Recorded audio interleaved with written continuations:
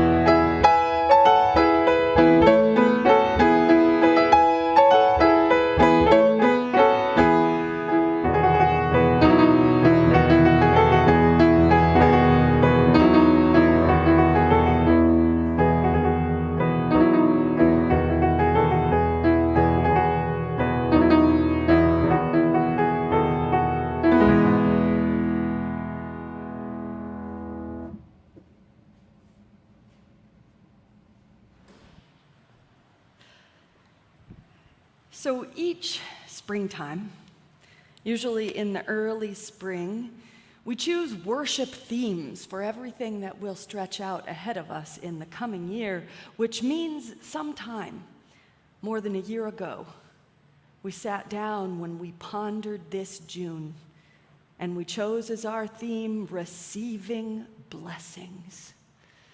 Receiving blessings, our theme for this month, and as we begin the very last Sunday of June, I do not think there is a single theme in this congregational year that we have ignored quite so forthrightly as this one.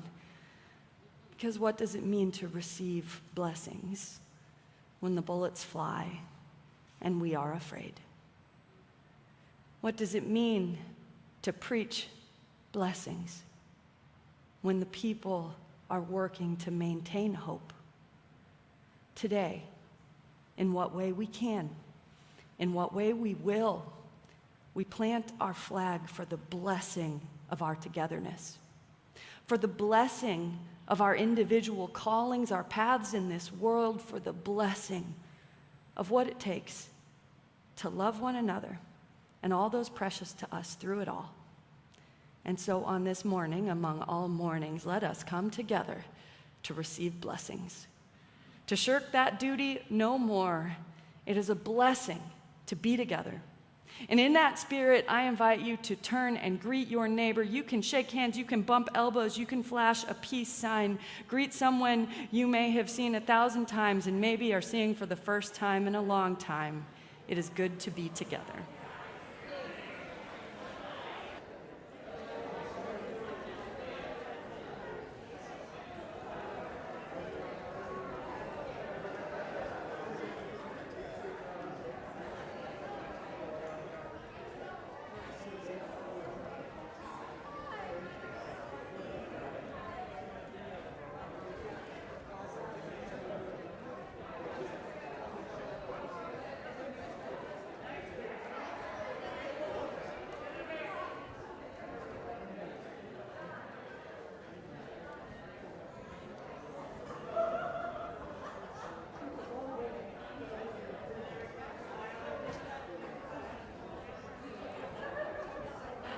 As we come back together, hard as it might be, as you gather around your screen or your computer at home, I want to welcome each and every one of you. Welcome no matter the state of your heart or your spirit this morning. Welcome if you have been here 5,000 times or it is your first visit. Welcome if you are in the sanctuary or you are at home. Welcome to this place where we indeed are called to make meaning and receive blessings together.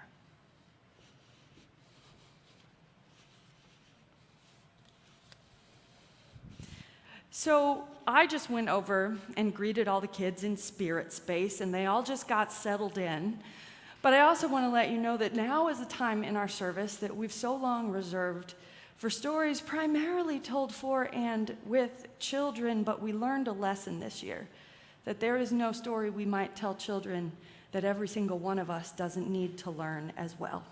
And so, kids in Spirit Space, and all y'all, I have a whole story for you today in our time of prophetic voices.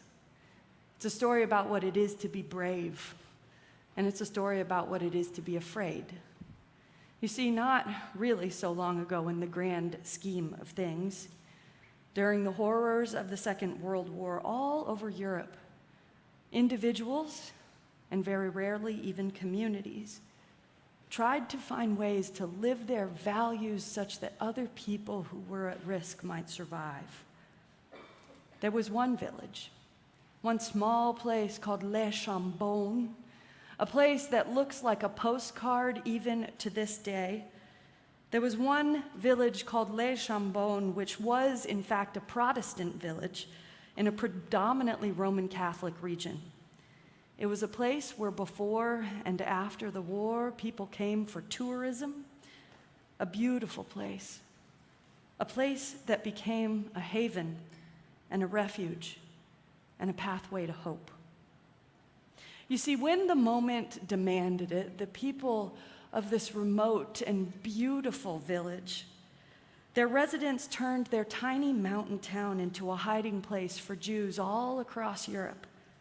Between 1940 and 1944, Chambon, this amazing town, and a few other villages nearby, it provided refuge for 5,000 people fleeing Nazi persecution. 3,500 of those people were Jews, most of them children. And Magda Tropme was the wife of the town minister, and she explained in her own words how it all began, which did not include a single super-duper hero among them. She said, "Those of us who received the first Jews did what we thought had to be done. There was nothing more complicated than that. It was not decided from one day to the next what we would have to do. No one made an elaborate plan. There were many people in the village who needed help. How could we refuse them? A person," she said, "doesn't sit down and say, 'I am going to do this, and then that, and then that.' We had no time to think. When a problem came, we had to solve it immediately, and sometimes people ask me, 'How did you make the decision?' There was no decision to make. The issue was, do you think we all are brothers or not? Do you think it is unjust to turn in the Jews or not? Then once those questions were answered, let us try to help." Almost everyone in the community of 5,000 people in Chambon took part in the effort. Even the children were involved.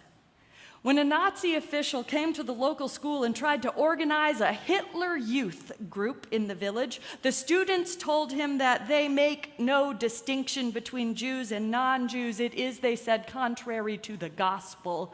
And so the children learned together. In this photo, the teacher is gathered with refugee children, with children that grew up in that place. There is no distinction made. They gather to learn, to laugh, to serve as one community. Now, the majority of Jewish refugees in Chambon were in fact children. The villagers provided them with food, with shelter, with fake identity papers. They made sure that those they sheltered were involved as much as possible in the simple everyday life of the village, because that was the best way to avoid arousing suspicion. They didn't consider them part of two towns. The town became one. Whenever residents of Les Chambon learned of a police raid coming, they hid those they were protecting in the countryside. And the values of that village were best expressed by their minister, André Trocmé, who concluded every single one of his sermons for 5 years with these words: "You shall love the Lord your God with all your heart, with all your mind, and with all your strength. You shall love your neighbor as yourself. Go and practice it." In February 1943, the police arrested André Trocmé and his assistant pastor, Edouard Thais. Although they were released after 28 days, the Gestapo continued to monitor their activities. In the summer of 1943, the Gestapo offered a reward for Trocmé's capture, forcing him into hiding for 10 months. Many knew exactly where he was. Not one in that village of 5,000 turned him in. When his wife Magda reflected on her choices years after the war, she said simply this: "When people read this story, I want them to know that I tried to open my door. I tried simply to tell people, come in, come in. In the end, I would like to say to people, remember that in your life, there will be lots of circumstances where you will need a kind of courage, a kind of decision you make on your own, not about other people, but about yourself. I would not say more." We would not say more, except that in our lives, there are decisions we make, not for other people, not because we are heroes, but for ourselves, to be ourselves in a world full of risk, full of fear, and full of grace.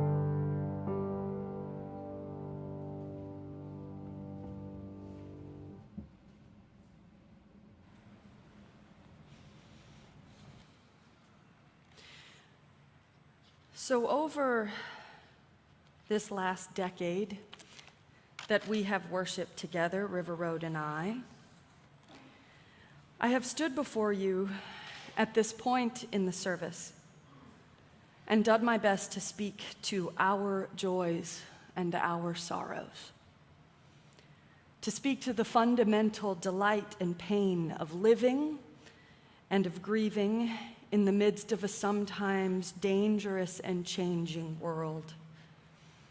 As events and injustices and pivotal moments in our own lives and our nation's history have descended upon us in all those years, there is one subject I almost always give myself the grace to avoid. Speaking to it publicly only once in all these years of meaning-making from a pulpit. We clergy are taught, quite rightly, to preach from our scars and not our wounds. And there is one subject that, while well healed over by most metrics, does cut awfully close to the most fundamental and formative wound of my own personal life. Namely, the fact that everything I have ever done, ever said from this pulpit, ever attended to in your lives and the lives of our children today, every bit of it was made possible by a safe and legal abortion I had when I was 16 years old, in a state where all such rights for girls just like me will, in fact, be summarily swept away within the span of the next 30 days. I will not tell the whole story. It is simultaneously too personal to my experience and altogether too common. But I have written before that when reproductive choice is severely curtailed or outlawed in every case across literally all of human history and in every political context, girls and young women die. I know the facts of that claim, the history and the data that do not lie. But in the very core of my being, I also know its truth. I also know, in a way that no one else does, that when my beloved mentors in the deep-seated Catholic faith of my heritage made it clear I was no longer fully welcomed among them, it was not when I first shared the fact of my abortion. No, it wasn't then. Lord knows I confessed and confessed again. It wasn't then. Instead, the moment when my world shut me out was the moment when I rather sheepishly first told a Catholic leader whom I trusted that I was no longer ashamed of my abortion, or my story, or my life. Because it made me into a person God could be proud of. That moment, when I actually spoke out of the gratitude that brought me freedom from shame, that was the moment which shut one door and opened all the others. And the foundational trauma of my young life, it turns out, was not crisis pregnancy, nor abortion, but the shame that my faith in our collective culture told my teenage self that I was obligated to live with forever.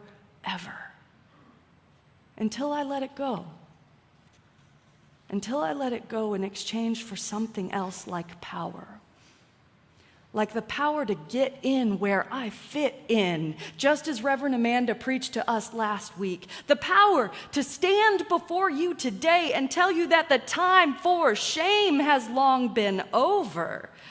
And the time for power, it came years ago. And it will come every day that we spend together unafraid to live and serve and suffer and hope, not for some sort of ideal, moralistic, fairy tale world, but for the world in which we live, a world in which outlawing abortions does not actually equal less abortions, but only more suffering and death for women just like me and many of you beloveds and our children, scars and not wounds, we say, when the injuries just keep being reopened.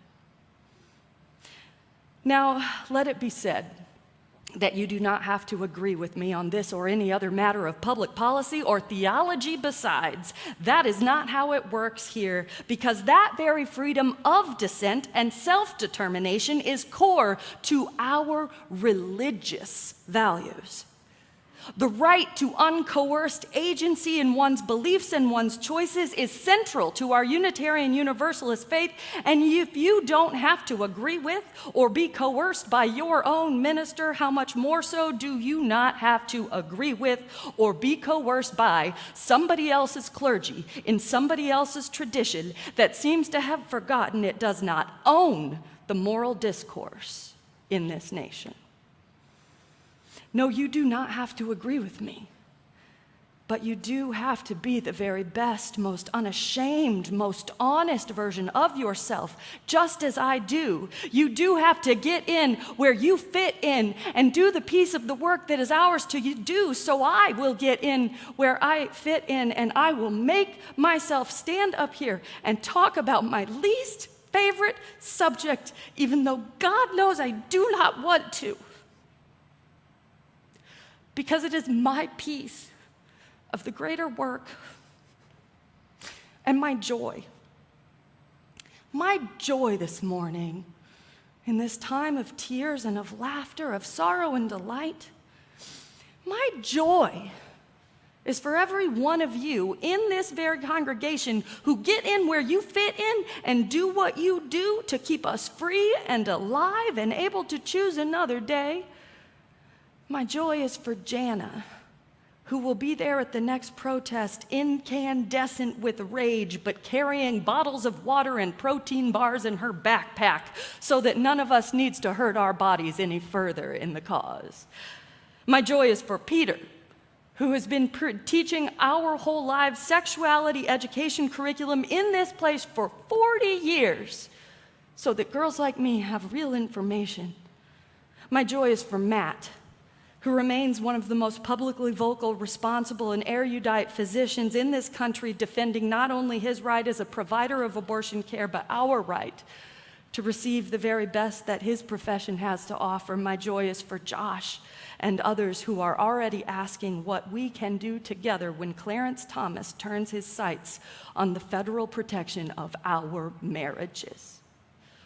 My joy is for Kate, and for all the nurses, more than I can name, who are the very first people on the other side of triage.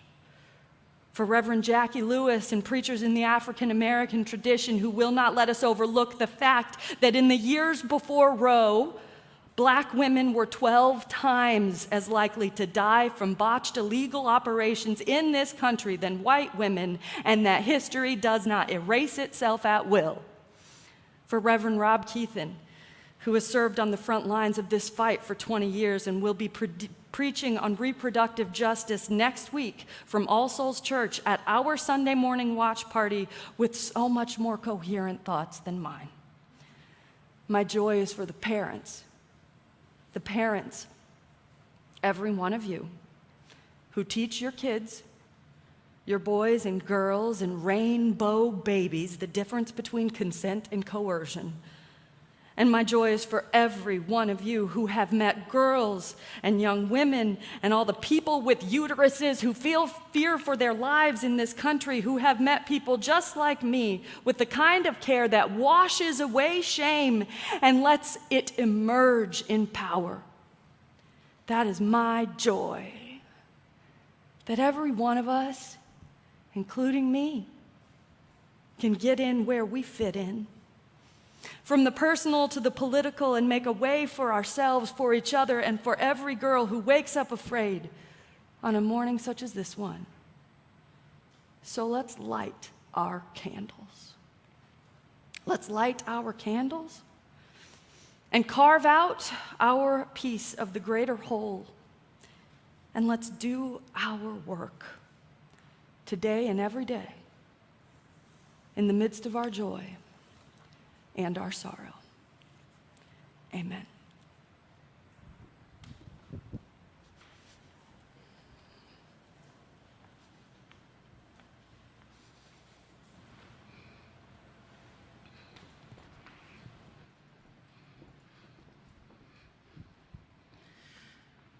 I'd like to invite you into a time of rootedness and connection, stillness and steadiness, rooting where you are, perhaps closing your eyes.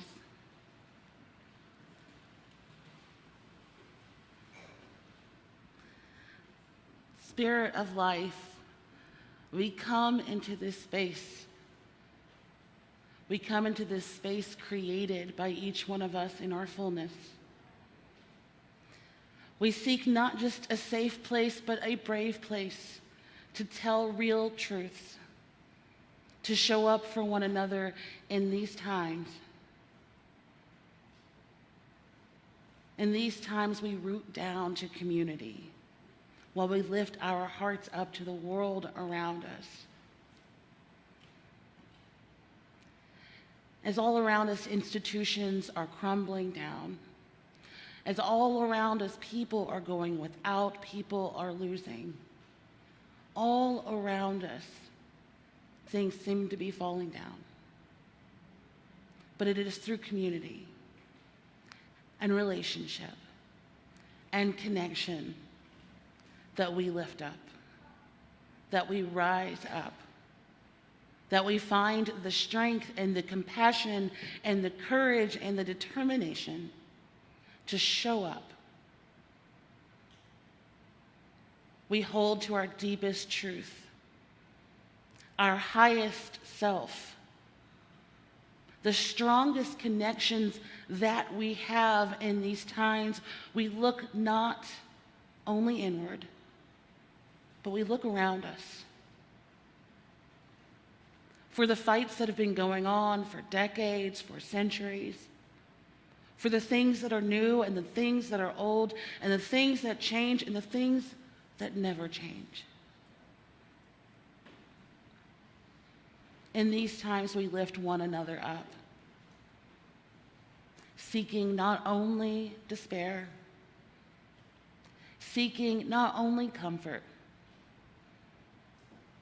but what it means to travel this journey together, what it means to show up in this world together, what it means to lead with our values, with our imperfections, what it means to lead with our fullness of who we are, to make space in this world for ourselves and make space for one another, regardless. We fight the good fight, and we know we don't do it alone. May we gather in this place of community to help guide the way, to show us who we are in this world, to grasp and hold to one another, to protect and comfort one another, to challenge one another, and to find wholeness and connection in this place, on this day, and the days to come. May we hold this in our hearts, and may it always be so. Blessed be.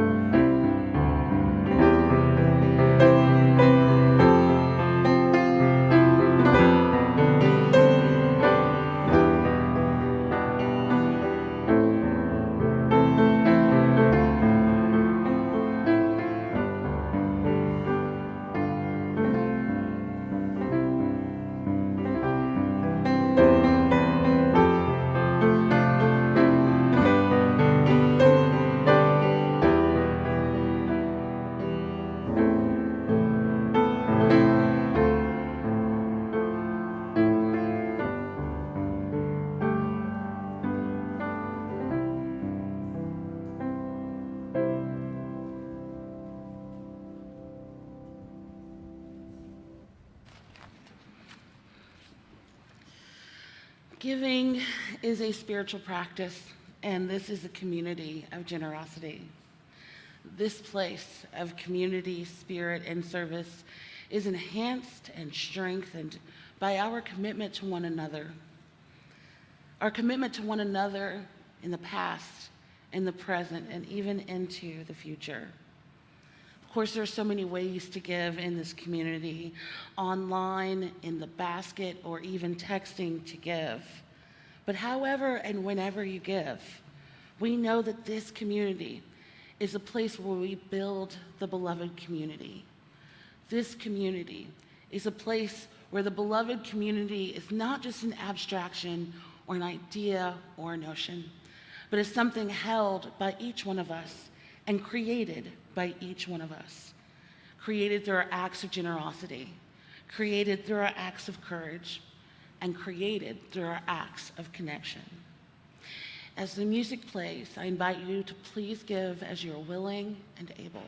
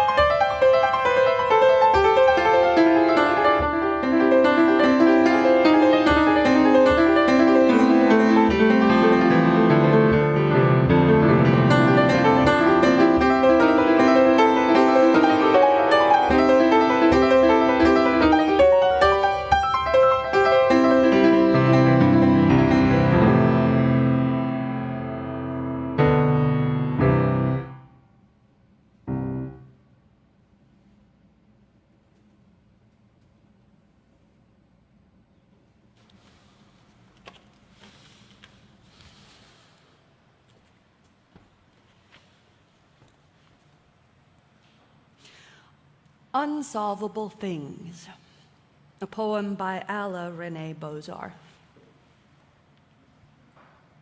If you feel your life needs solving, try 3 methods. Absolve all that is unresolved in the past, yourself and others. Dissolve all that is absolved and its residue. Resolve anything that remains conflicted or incomplete by what means occur to you in dreams, or while in the shower, or walking in the rain. If these do not work, then live with the mystery as originally planned. There will surely be, as surely as tomorrow, a way through or around everything. Pray for protection, then, from your own hesitation, so that you do not miss the moment of grace when it comes to you, and pray also to be delivered from your own aggression, so that you do not kill that fragile, vincible grace when it floats over you like a pearl on sea foam. Then, simply keep moving. Stay alive by moving along the rhythms of rest and discovery. Be brave in any event. Every choice you make holds its own secret for redemption.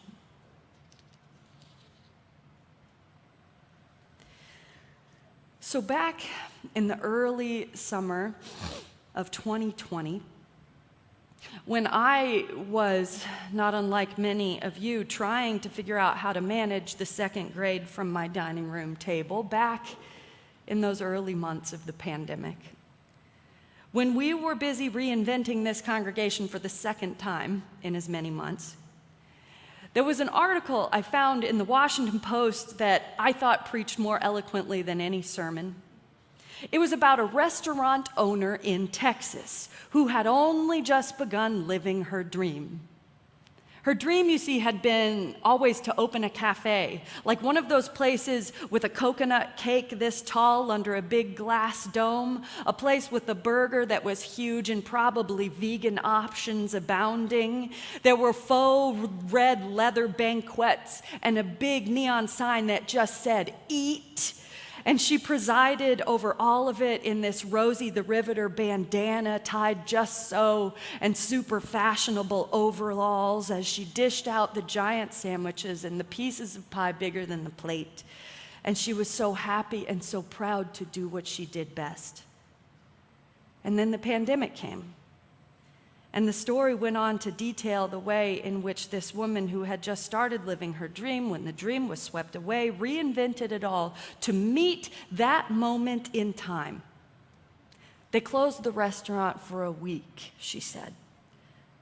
But there was all this stock just sitting in the back, and there were all these hungry people, and even her staff didn't know how they were going to feed their families, and so they opened it up just as an outdoor pay-what-you-can cafe at first, just to ease up, to use the supplies that shouldn't go to waste, and eventually they teamed up with a local charity to churn out meal after meal after meal, driven right to the homes of those people in their community most at risk and unable to leave their homes, and within a month, they were the primary social services hub of their entire community, the single biggest no-cost food provider in their city, the precise name of which, that city, that restaurant, this dreamer in her perfectly tied bandana, I of course cannot remember, because while I carried that clipping in the bottom of my briefcase for, I kid you not, 2 years, somewhere along the journey I must have finally mistaken it for recycling. It's gone, but for the memory. This, I thought, this is what we do when history invites us to meet the moment. This is the thing, I thought, and I carried it with me to remind me that there are people out there who meet the moment not by becoming something else, but by becoming the bravest version of themselves. This remarkable woman, busier than she had ever been. I remember that she said to the interviewer from this big fancy pants national newspaper, "I feed people. It's what I do. And I will feed people any way I can, however it is the people need to be fed."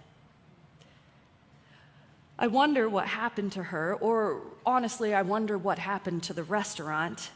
Knowing that funding was always on the edge of running out even then, and really I don't think I wonder what happened to her on the most fundamental level, because I know that she is still feeding people. One way or another, still feeding people As the world changes around her, she is doing what she does. In other impossible situations, she feeds people. I am absolutely certain she is feeding people still. And today, what I really want to talk about, underneath it all, if only briefly, is what to do when everything feels really sort of impossible. When the waves of trouble and the problems that need solving are not ripples at all in the collective ocean across which we bob in our tiny boats, but the kind of problems that require the full skills of a professional surfer who has invested in all the gear. But we who cannot afford to train 8 hours a day, we who are not invincible, we need to survive these churning oceans too. I want to talk about how the people who aren't invincible tackle the trouble so big we cannot see over the top of it. The actual, real, live, vincible people, like me, like you, who aren't always heroes and don't have superpowers and can be hurt and don't have a plan, at least not yet. The people who perceive the great big problems like a tsunami wave cresting and feel at first fear or maybe anger for what is taken from them and still are working to find a way where we can both serve and survive the coming damage.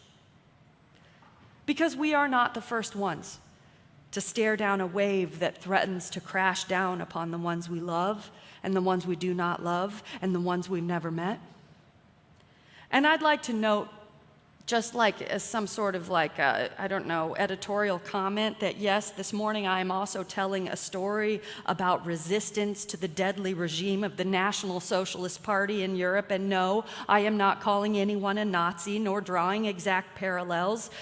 Just this one thing, this one truth, of all the people in the hardest times, just this one thing, that in circumstances both different and similar, people find ways to get in where they fit in and do what they do best. I had, in all honesty, planned this story about the village of Chambon and the way people rose to meet history with grace. I had planned it 6 months ago, before anybody knew the day on which the decision will be made, and long after the morning in 2016 when we knew it was inevitable. I don't call anyone a Nazi in my speechifying because it's cheap, but history does have lessons, and we are not the first to learn them.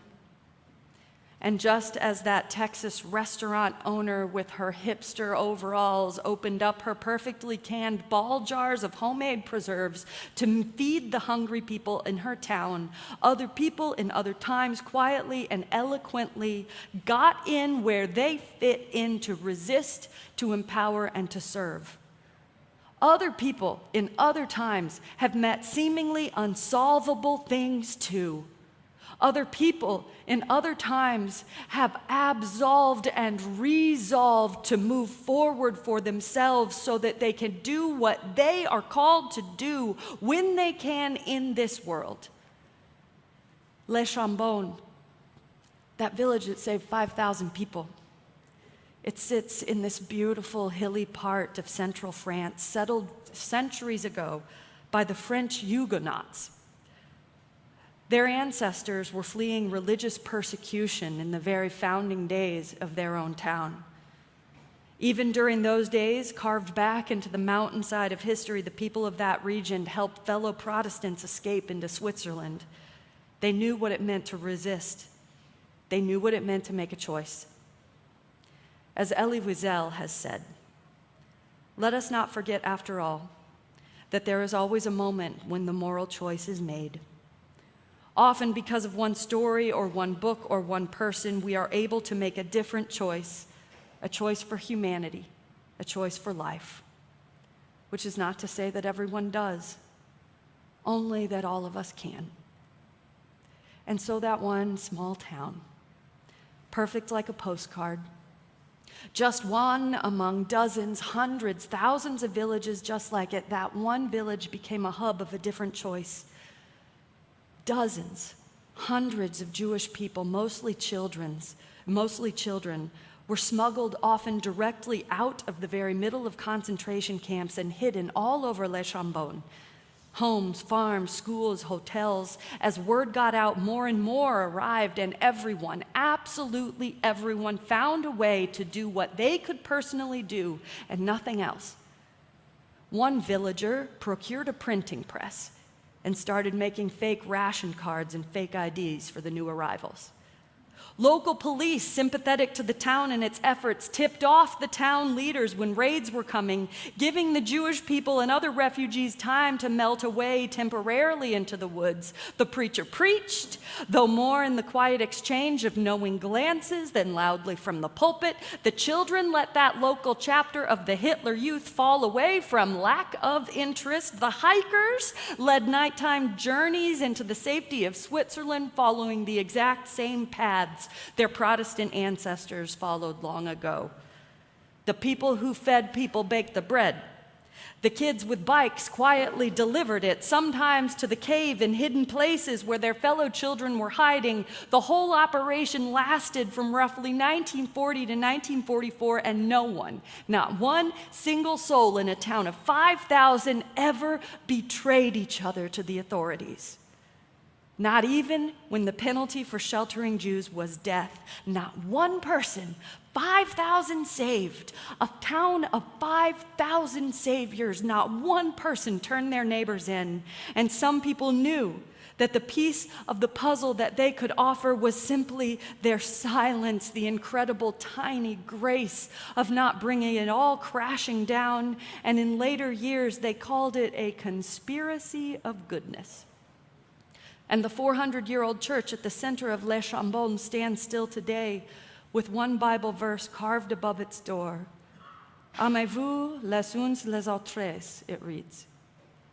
Love one another. And the thing about the restaurateur in the beginning of COVID and the bakers and the children and the whole dang town of Le Chambon during the Second World War, the thing is that none of those people who saved people and acted exactly as their moment of history demanded, none of them did it because they saw themselves as heroes. That restaurant owner didn't know how she was going to pay the bills from month to month. The villagers at Le Chambon barely spoke of it all, even after the war was long over. They were not the invincible, heroic, unstoppable heroes of storybooks and blockbuster movies.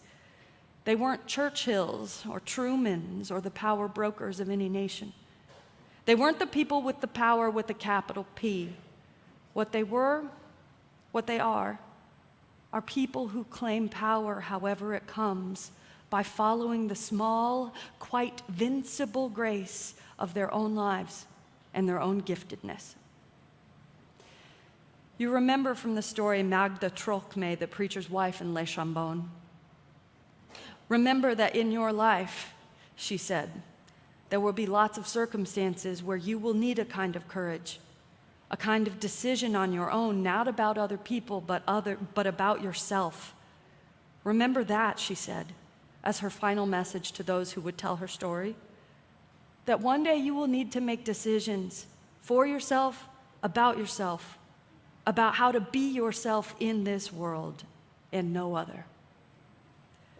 As vincible, as breakable, as seemingly small as your own piece of the greater whole might seem, the task remains to get in where you fit in, to meet these days not as a hero towering above the rest, but as a part of one greater whole, where the people who feed people keep on feeding. The people who fight keep on fighting. The people who preach keep on preaching. The people who lobby figure out how to lobby in new ways with stakes that are not abstract but quite acutely life and death. The time will come when even we who are not heroes will make decisions for ourselves, not for other people, but for ourselves. And from that simple grace of doing what we do in service to the larger whole, I pray that we too might find that we can meet our time with exactly what this time demanded.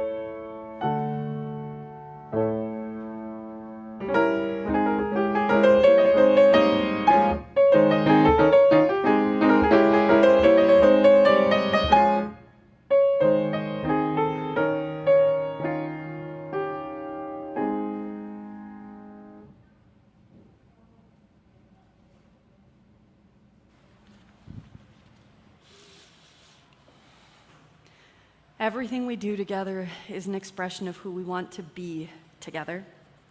So it is in our worship, in our efforts to build justice, and most importantly, in our connections to each other. There are a few things I want to highlight today. Firstly, that our wonderful sister congregation at Cedar Lane and my amazing colleague there, Abhi Janamanchi, and his wife Lalitha, will be leading a pilgrimage to India next fall. On the 7th of July, you're invited to an informational session about that pilgrimage, about what it means to deepen our connections even to our Unitarian and Unitarian Universalist co-religionists in India and across the subcontinent. I also invite you to go ahead and mark your calendars to come a half an hour later, starting next week, for the entire month of July. Our Preaching Along the Potomac summer worship series will bring a service live streamed in a watch party format right here to our sanctuary at 10:30 every Sunday in July. Next week, we'll be streaming live from All Souls. We will be hosting the live stream for the entire DC region on July 17th. So I hope if you arrive at 10, you can sit tight and wait for the live stream to start. And I'm grateful that we will be hearing some of the best preaching and receiving some of the best liturgy that Unitarian Universalism has to offer throughout the entire month of July. Indeed, we receive so much of the best every Sunday. From our tech team with Dave and Marcia doing the marvelous things they do, to Cliff, who was all abashed it would only be piano today, knowing the embarrassment of riches that we are blessed with. Lacey working the spirit space, and Reverend Karin here to greet, and every single one of you here to make it happen. We are so profoundly grateful. And so, as we prepare to take this light that we have kindled out into a waiting world so in need of its warmth, may the truth that makes us free, the love that casts out fear, and the hope that, damn it, never dies, guide us and those we love and those we do not love forward together till the day spring breaks and all the shadows flee away. Amen.